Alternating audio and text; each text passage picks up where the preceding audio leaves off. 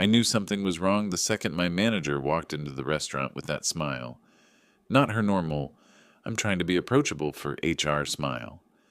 This one was tight, like she'd already rehearsed the night in her head and didn't care how the rest of us felt about our roles. It was our annual "We Appreciate You" office dinner. You know the kind, rented back room at an overpriced restaurant, too much cutlery on the table, small talk about KPIs and how crazy this quarter has been. The company picked a place with dim lighting and fake plants. Corporate romance. I was at the far end of the table, already 2 sips into a beer I didn't want when Erica came in. Erica is my manager. Early 40s, sharp haircut, heels that announce her before you see her, and a talent for saying, "I hear you," when she absolutely doesn't. She's not evil, just the type of person who treats people like pieces on a board, useful or in the way. That night, she looked excited, and Erica being genuinely excited is never good news for the rest of us. "Okay, team," she clapped her hands once, drawing eyes away from menus and side conversations. "Before we order, I have a little surprise." I half listened, mind already on getting through the night, without being cornered into some fake, "Where do you see yourself in 5 years" chat. I'm the quiet one on the team, the guy you rely on for clean reports and stable dashboards, not for toast. Then the door behind her opened, and the room changed temperature. I don't mean that metaphorically. It felt like someone cracked a window in winter. Conversations stopped mid-sentence. Forks froze halfway to mouths. Even the waiter, poor guy with his hands full of water glasses, paused in the doorway like he'd walked into the wrong scene. "Everyone," Erica said, stepping to the side with a flourish that belonged on a stage, "I want you to meet our new star hire. This is Kyle. He's going to be joining us as senior analyst starting Monday." A man stepped into the room behind her. Tall, dark suit that fit too well to be off the rack. Relaxed smile. The kind of guy you'd expect to see leading a sales call or giving a TED Talk about disruption. He looked perfectly ordinary in the way people look when they're very aware of how they come across. I'd never seen him before in my life, but the rest of the table had. The silence wasn't the awkward, new person at the table silence. It was thick, heavy, the kind of silence that has history. To my left, Mia, who usually jokes her way through any tension, put her drink down so hard the ice rattled. Across from me, Ben suddenly found the tablecloth intensely interesting. Our junior, Zara, actually swallowed like she was fighting nausea. No one smiled back. Kyle's eyes swept the table. Calm, measured, like he was cataloging us. For a second they flicked over me without sticking. Just another face. I opened my mouth to say something neutral, something like, "Hey, welcome aboard," just to break the weirdness. But Erica beat me to it. "Come on, guys," she laughed, too bright. "Don't all jump at once. Kyle and I go way back. He's a killer with numbers, and he's going to help us get this department where it needs to be." Ray, our senior dev, didn't laugh. He just shifted in his chair and crossed his arms. I'd worked with Ray for 3 years. I'd seen him annoyed, stressed, fed up. I'd never seen him look afraid. He was afraid now. "Yeah," Mia said finally, voice lighter than her face. "Wow, small world." "That's what I said," Erica replied quickly, grabbing onto the phrase like a life vest. "Such a small world." Kyle stepped forward, hands in that open, non-threatening gesture they teach in leadership workshops. "Hey, everyone," he said. His voice was smooth, a little too smooth. "I've heard great things. I'm really excited to be here, and I can't wait to work with all of you." No one answered. The waiter, God bless him, took that moment to shuffle in with the water, placing glasses like he'd walked into a live grenade field. People murmured thanks just to have something to say that wasn't about Kyle. I forced a smile. It felt like my face didn't get the memo.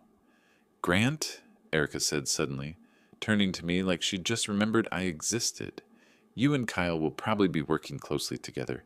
He's got a lot of experience leading cross-functional projects, so I think you'll learn a ton." Her eyes dug into mine for a half-second too long. There it was. The real reason she was excited. Not just a new hire. A new hierarchy. Sure, I said. Looking forward to it. I wasn't. I didn't know why yet, but my stomach had already decided. As we started to order, the mood didn't bounce back. Conversations restarted in fragments, like a radio trying to catch a signal. People avoided looking directly at Kyle, but he didn't seem to notice. Or if he did, he didn't let it show. He sat next to Erica, of course.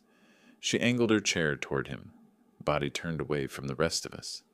They spoke quietly between menu questions, hands moving in small, familiar gestures. If you didn't know better, you'd think he had been there for months. Since when do we do external hires for senior analyst? Ben muttered under his breath, only loud enough for me and Mia to hear. Since now, apparently, I whispered back. Mia didn't answer. She was staring at her napkin, fingers twisting it into a knot. You know him? I asked her, still keeping my voice low. Her jaw tightened. She didn't look up. Yeah, she said. I know him. That was it. No elaboration, no joke. Just 3 words that landed like a stone in my chest. Throughout appetizers, little things kept catching my attention. When the server asked about allergies, Kyle answered for himself and for Erica. Casually, like it was the most normal thing in the world. She's good with nuts, just no shellfish, he said, and Erica didn't correct him. When drinks came around, he ordered for both of them without looking at her. She'll have the Sauve Blanc, he said. Again, no protest. When one of the directors from another department swung by the table to say hi, he froze for half a second when he saw Kyle.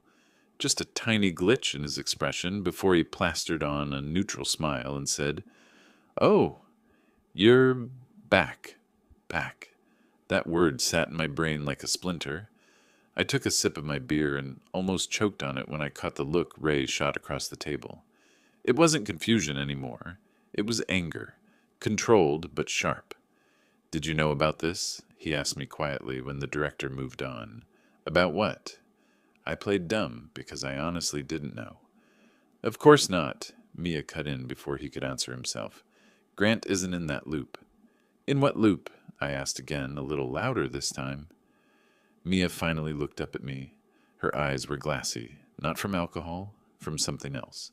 Doesn't matter, she said. Not tonight. But it did matter. It mattered a lot. You don't bring someone into a room and make an entire team react like that and then expect it not to matter. By the time the main courses arrived, the split was obvious. Half the table talked around Kyle. The other half kept sneaking looks at him like he was a fire alarm no one wanted to touch. He didn't miss any of it, I could tell. He laughed at the right moments, asked the right questions, complimented the restaurant, the company, the energy of the team. On the surface, he was perfect. But every now and then, when he thought no one was watching, his eyes would harden, just for a second, like someone dropping a mask to wipe sweat before putting it back on. I caught one of those moments when Erica excused herself to take a quick call and left the room. As soon as the door closed behind her, the noise at the table dipped, like someone turned down the volume. Kyle leaned back in his chair, scanned the room slowly, and that's when his gaze landed on me again. This time, it stayed. It wasn't the casual sweep from before. He really looked at me. Not at my clothes or my plate. At me, like he was trying to place a face, run it through a mental database. His smile didn't change, but something in his eyes did. You're Grant, right? He asked, voice cutting clean through the half-conversations around us. Yeah, I said, setting my fork down. That's me. I've heard your name, he replied. You've been useful. Useful. Not good, not talented, not solid. Useful, like a tool. From who? I asked. He held my gaze for another second, then shrugged lightly. Around, he said. You'll see. We'll be working closely together. I should have just nodded and gone back to my food. That's what the smart, quiet version of me would have done. Instead, I pushed a little. Since you know so much about us, I said, how come I've never heard of you? For the first time that night, his smile slipped at the edges. Across the table, I felt Mia stiffen. Ben shifted his chair like he wanted to be further away from the line of fire. Someone's fork clinked against a plate and then stopped. Kyle didn't look away. "Don't worry," he said softly, still holding my eyes. "You will." I didn't know it then, but that was the moment everything in that room quietly shifted. The food, the drinks, the fake laughter, all of it became background. Because for some reason, in a room full of people who clearly hated that he was there, the new star hire had just chosen me to look at like that. But that was just the beginning. The next morning at the office, the entire floor felt wrong. Not dramatic wrong, not alarm going off, people running. Wrong, more like walking into your own house and noticing the furniture is an inch to the left. Familiar, but shifted. I got in early, as usual. The lights were still warming up, that soft fluorescent buzz filling the space. My desk plant was half dead again. I made a mental note to water it, and I was halfway through logging in when I heard them. Footsteps. 2 sets. 2 close together. 2 synchronized. Erica and Kyle. I didn't have to turn. I recognized the rhythm. Her sharp, clipped heels, and his quiet, confident stride. Like she was introducing gravity to someone who didn't believe in it yet. They walked past my desk toward her office. She didn't say good morning. He didn't either. But as the door closed, I caught their reflections in the glass wall. She was talking fast, leaning in, hands moving. He was still, listening, almost absorbing, like a man being briefed before a mission. I tried to shake it off. Just another Monday. New hire onboarding, nothing more. Except the office didn't believe that. By the time the rest of the team arrived, everyone had the same expression. A polite smile held too long, eyes that darted toward Erica's door, conversations that restarted only when certain ears were out of range. Mia dropped into the chair next to mine. "You okay?" I asked quietly. She exhaled through her nose. "Not really." "What happened?" I asked. "What's with everyone freezing last night? Who is this guy?" She shook her head, staring at her monitor but not typing. "I can't. Not yet. Come on. I'm literally the only one who doesn't know." "That's why I'm not saying anything," she said. "Because the first person who talks always ends up—" She stopped, corrected herself. "Just be careful."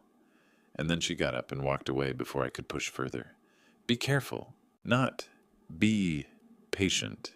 Not don't worry about it. Be careful. When someone like Mia says that, the person who once told our CFO his haircut looked like a tax deduction, you listen. Around noon, things got weirder. I took a bathroom break, washed my hands, and stepped back into the hallway just in time to hear voices coming from the copy room. Kyle's and Ray's. Ray never talks to new people first. He barely talks to old people first, but here he was, voice low, tense. "I'm not doing this again," Ray said. Kyle's reply was calm. "I'm not asking you to. You don't have to ask. You show up and suddenly the rules change. That's how it works with you." A pause, paper rustling. Then, "You think you know me," Kyle said. "You don't." "I know enough," Ray answered. Their silhouettes moved on the floor. One step forward, one step back. "You don't scare me," Kyle said softly.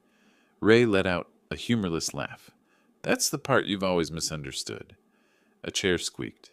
Footsteps. Silence. I didn't pretend I hadn't heard. There was no point. When Ray came out, he saw me, paused, then sighed. "You didn't hear anything," he said. "Ray—" "No, seriously," he interrupted him. "For your own sake, stay out of his way." "What did he do?" I asked. "Everyone keeps talking around it." "He does the same thing everywhere he goes," Ray said. "He makes people easy to replace." Then he walked off. I stood there alone, staring at the copy room door, the hum of the machines loud in my ears. When I got back to my desk, a notification flashed on my screen. Meeting invite. Cross-functional alignment. Grant and Kyle. Organizer, Erica. Duration, 2 hours, 2 hours. I stared at it, then at her office door, then back at the invite. Right as I clicked accept, a shadow fell across my desk. Kyle. He leaned one elbow on the divider between our cubicles. relaxed, as if this were the most natural thing in the world. Looks like we're partners already, he said with that smooth, polished smile. Seems like it, I answered, matching his calm but not his warmth. He tapped his knuckles lightly on the divider, eyes scanning my screens, my charts, my layout. Not judging, just inventorying. You've got a good setup, he said. Efficient. Thanks. You'll show me your process later, he said. Not a question, a statement. I gave a tight shrug. Sure. He nodded like he expected that. Then he lowered his voice. By the way, he said, I hope I didn't come off too strong last night. You didn't, I lied. He smirked. Good. Because I meant what I said. We'll be working closely, and I'm someone who appreciates commitment. To what? I asked before I could stop myself. He paused like he liked the question. To results. He pushed off the divider and walked away without waiting for my reaction. As he left, Ben slid into the seat Mia had used earlier. Grant, he said under his breath, you need to watch your back. I'm getting that a lot today, I muttered. Ben swallowed like he was choosing his words. You know how last year we lost that audit project? The one that tanked our whole quarterly bonus? Yeah, I said. What about it? That wasn't us, Ben said. That was him. I stared at him. What do you mean him? Kyle wasn't even part of our company then. Exactly, Ben said. He was at the vendor. The vendor. The one that screwed us. He sabotaged it. He made the data look off balance. And Erica? He stopped. Ben? I said quietly. Tell me. He looked at me like a man standing at the edge of something deep. Erica covered for him, he finally whispered, and it almost cost us our jobs. My pulse spiked. If he did all that, I said, why bring him here? Why hire him? Ben gave a small, scared laugh. Because he's her golden boy. He always has been. I leaned back in my chair, tried to breathe. And me? I asked. Why is he suddenly interested in me? Ben didn't hesitate. Because you're in the way. A moment passed, small, quiet, but heavy enough to tilt the whole room. Across the floor, through the glass, I saw Erica and Kyle in her office again. She was smiling. He wasn't. He was watching the team, watching me, and just as his eyes met mine, just for a second, he smiled. Not friendly, not polite, a knowing smile. The smile of someone who had already decided where you fit in the story. And I realized something I didn't want to admit. He didn't come here to join the team. He came here to take it apart, starting with me. I didn't know it yet, but that decision would cost them everything. By Wednesday, the office felt like it was holding its breath. Not openly. That's the thing about corporate chaos. It's quiet. It looks like coffee cups, Slack messages, half smiles in hallways, but underneath, the current was ripping in every direction. Kyle had been in the building for barely 3 days, and already the landscape had shifted. He shadowed Erica everywhere. Morning stand-ups, project reviews, email, even casual desk check-ins. If Erica used to walk like she owned the place, now she walked like she owned it with backup. Employees lowered their voices when she passed, and when he passed, they stopped talking entirely. What made it worse was that he didn't do anything you could point to and say, there. That's the problem? No. He played it smarter. He listened. He observed. He asked questions that were really accusations packaged in polite curiosity. And he chose moments carefully, especially with me. It started subtly. A corrected metric in my dashboard. A helpful suggestion forwarded to Erica. A note in the shared spreadsheet changing one of my formulas. Correctly, but unnecessarily. Nothing huge. Nothing I could complain about. Death by paper cuts. But on Thursday, he cut deeper.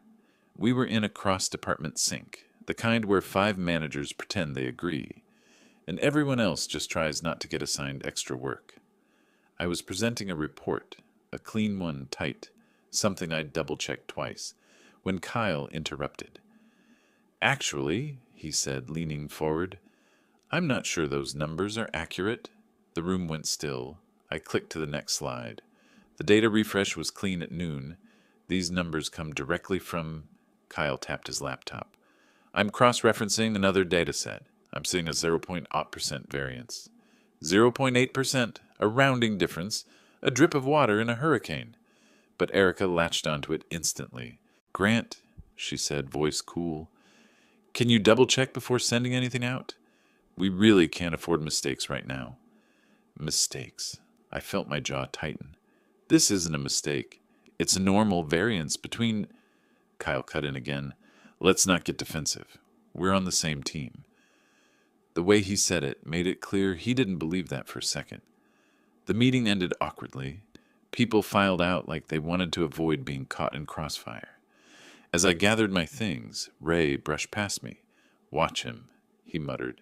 He's testing boundaries. He's testing me, I said. Ray stopped, looked at me. Exactly. The next hour confirmed it. I returned to my desk to find an email from Erica flagged urgent. Grant, I need you to send me the raw export for the Q2 projections. Kyle says he needs to review your workflow. Kyle didn't even CC me. He forwarded it straight to her. He was building a file. I opened the logs, checked every line, and that's when I saw it. A data pull from our system. Time-stamped 1:13 a.m. User, K. Wilson. Kyle had accessed our reporting environment remotely in the middle of the night. No authorization, no assignment, no reason. And the worst part, he ran a modified query. One that could produce skewed results if someone wanted to manipulate a trend line. Something cold settled in my stomach. This wasn't ambition. This wasn't onboarding. This was setup. That night, I stayed in the office after everyone else left. The cleaning crew had already started vacuuming the halls. Somewhere in the distance, the printer hummed. Someone forgot to turn it off. I opened every log, every access history, every audit trail we had, and then I found it, the first real crack in the mask. Kyle had pulled a document from archive storage, a restricted one. It was flagged as incident review, vendor breach, the one that cost us our bonus, the one he allegedly caused. And the metadata showed that Erica had pulled the same file exactly 9 minutes before he did. They weren't just connected, they were coordinated. I clicked deeper. He didn't just read the file. He downloaded it, and something in the file description made my pulse jump. Root cause analysis, falsified regression reports, suspected internal manipulation. Falsified. Regression. Manipulation. I'd heard pieces of this story in whispers, but now it was staring back at me from a folder. Erica clearly hoped no one would ever touch again. My mind raced. This wasn't nepotism. This wasn't favoritism. This was a cover-up resurrected. And Kyle wasn't here for a fresh start. He was here to rewrite the ending. I took a screenshot. Then another. Zip-filed them. Saved a backup to an encrypted drive I kept for emergencies. I wasn't dumb enough to leave the only evidence on my work machine. As I shut down my computer, I caught a reflection in the window, the glass darkened by night, showing only the office lights behind me. Someone stood near the entrance of the hallway, watching. I turned.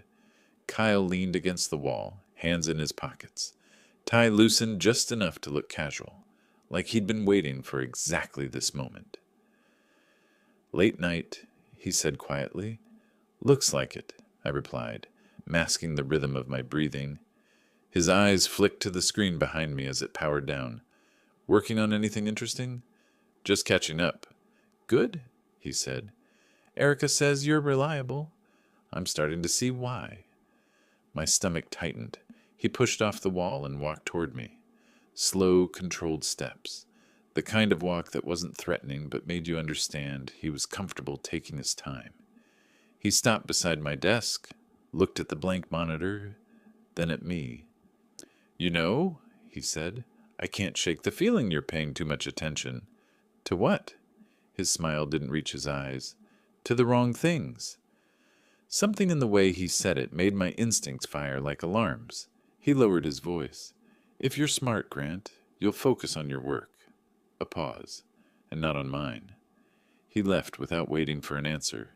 I stood there, pulse hammering, the soft whir of the cleaning crew filling the silence he left behind. Mini Kataris. The spark hit me in that moment. He wasn't warning me. He was daring me. And for the first time since he arrived, I realized something sharp, bright, and dangerous. I wasn't afraid of him. Not anymore. Because now I had something he didn't know I had. Information. And information, the kind that exposes people, the kind that rewrites narratives, is the one thing a man like Kyle can't control. Not forever. They thought I was gone. I wasn't. By Monday morning, I had everything I needed. The logs, the access trails, the archived breach files, and one glaring timestamp that tied Erica and Kyle together in a way neither of them could explain away. But evidence means nothing if it dies in your hands. So I didn't keep it in my hands. I sent an anonymous packet to HR's compliance inbox at 7:02 a.m., attached with a simple note. Audit required. Urgent. Cross-reference activity from Jan Apper with archived incident file, matter 462B. And then I did something that surprised even me. I went to work like it was any other day. I got coffee, said good morning, sat at my desk and opened the sprint board. My hands weren't shaking. My heart wasn't racing. If anything, I felt lighter, like someone had finally opened a window after weeks of stale air. At 9:14, HR walked onto the floor. 3 of them, not the friendly ones, the compliance ones, blue folders tucked under arms, faces carved from stone. They didn't stop at anyone's desk. They went straight to Erica's office. Her door shut. The blinds clipped shut a moment later. A soft rumble of voices started inside. Tense, overlapping, too sharp to be a normal conversation. A minute later, another sound interrupted the floor. Footsteps. Kyle's. He turned the corner just as HR opened her door again. He frowned at the scene. 3 auditors inside, Erica pale and rigid, a laptop turned toward them. He stepped forward. "What's going on?" No one answered. One of the compliance officers pointed at him. "Mr. Wilson, inside, please."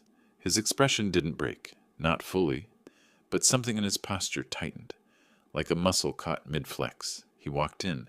The door closed. The blinds didn't. That was the first crack. The second came fast. The audit team plugged in their drives, opened mirrored logs, clicked through timestamps, file histories, access trails. Kyle leaned forward, saying something sharp. Erica snapped something back. The auditors didn't react.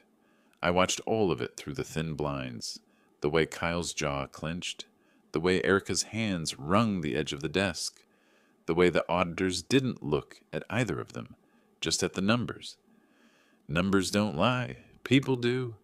And then, like a final chord in a symphony, a compliance officer stood, closed the laptop, and said something I couldn't hear. But I could see the reaction clearly. Erica's shoulders dropped.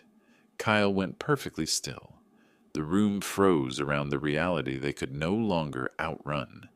The door opened. HR stepped out first. "Ray," one of them called, "you're acting manager until further notice. Please direct all urgent items to me." Ray blinked like someone had handed him a live wire. Okay." Then they said the sentence I knew was coming. Effective immediately, Erica Dawson is relieved of her duties pending formal review. A rush of whispers tore through the office, but it wasn't over. Kyle stepped out next. His confidence wasn't shattered. It was erased. He looked at the floor, at the walls, at anywhere except the people watching him. A compliance officer walked behind him. "Mr. Wilson, you'll need to surrender your badge." He didn't move. "Now, please," the officer repeated. Kyle slid the badge off his lanyard with slow, mechanical hands. He didn't look at me, but for a moment he paused, as if he sensed exactly where the hit had come from. The officer took the badge and nodded once. "You're dismissed from the premises." And that was it. A man who walked in like he owned the room, walked out without a single word. As he passed my desk, he didn't look up, not once. But I watched his reflection disappear down the hall. The smooth stride replaced with something sharp, uneven, like the mask he'd worn finally cracked under its own weight. Erica followed minutes later. HR flanked her on both sides as she carried a cardboard box. A humiliating office cliché, but real this time. Her eyes were red, her movements stiff. She'd built a whole world on control, and now she was the only one not in control of anything. When she walked past me, she looked up for a fraction of a second.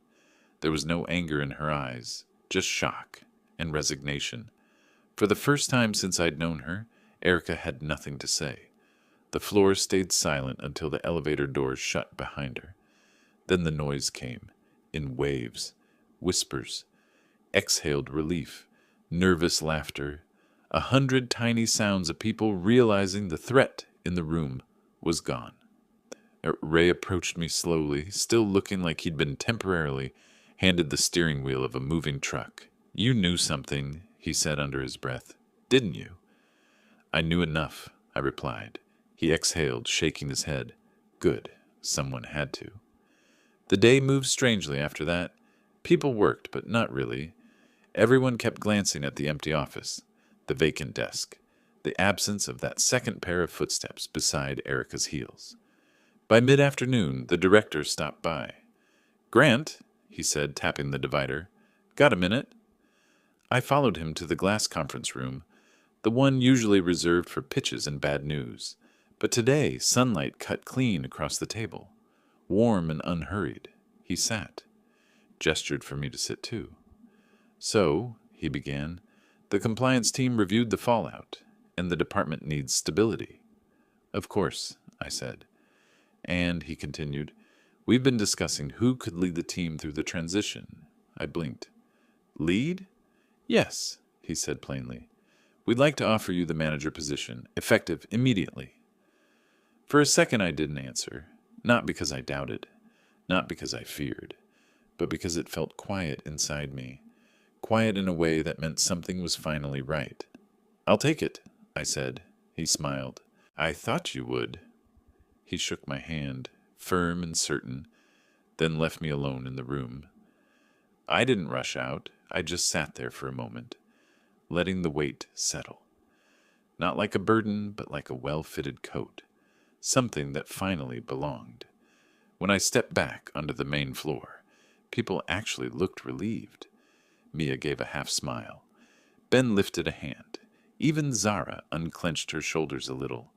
For the first time in a long time, the office felt breathable. Hours later, when the lights dimmed and the building emptied, I walked past Erica's office, now unlocked, dark, silent, and stopped for a moment. Not out of gloating, just closure. Then I turned off the last light, grabbed my coat, and headed for the elevator. No drama, no speeches. Just a clean end to someone else's chaos. When I stepped outside, the evening air felt sharp and clear, and I realized something simple and steady. Peace isn't loud. Peace doesn't announce itself. Peace just returns when the noise leaves. And this time, the noise wasn't coming back.